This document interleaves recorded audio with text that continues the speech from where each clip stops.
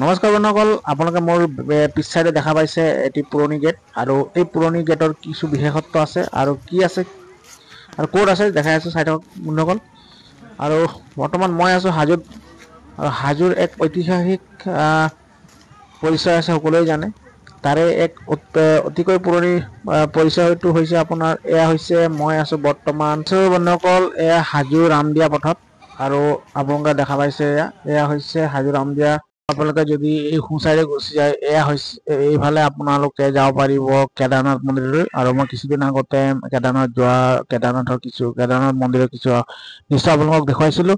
আৰু এই কেদাৰনাথ যোৱা মন্দিৰৰ ঘাই পথতে আপোনাৰ এই যি মই এক বিশেষ ঠাই আপোনালোকক দেখাব বিচাৰিছো।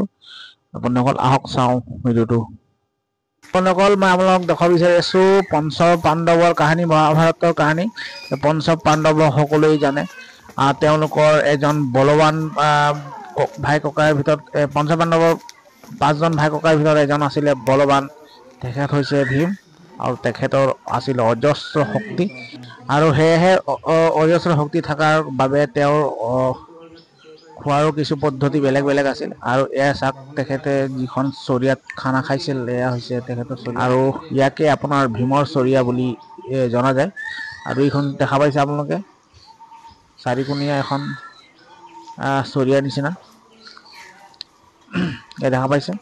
এয়া হৈছে ঐতিহাসিক ভীমৰ চৰিয়া। আৰু বন্ধুসকল এয়া আছে আপোনাৰ হাজোৰ আপোনাৰ কেদাৰনাথ যোৱা মন্দিৰৰ পথতে এয়া এই ভীমৰ চৰিয়া নামৰ যি আপোনাৰ মন্দিৰ ইয়াতে আছে। বন্ধুসকল আপোনালোকো আহিব পাৰে হাজোত আহিলে, এই হাজোৰ পৰা 2 কিলোমিটাৰ মাত্ৰ। বন্ধুসকল এয়া আছিল আজিৰ ভিডিঅ'ৰ কিছু দৃশ্য। আপোনালোকে যদি ভিডিঅ'টো ভাল পালে লাইক কমেণ্ট শ্বেয়াৰ কৰিব নাপাহৰিব। তেন্তে আহোঁ, ধন্যবাদ, নমস্কাৰ।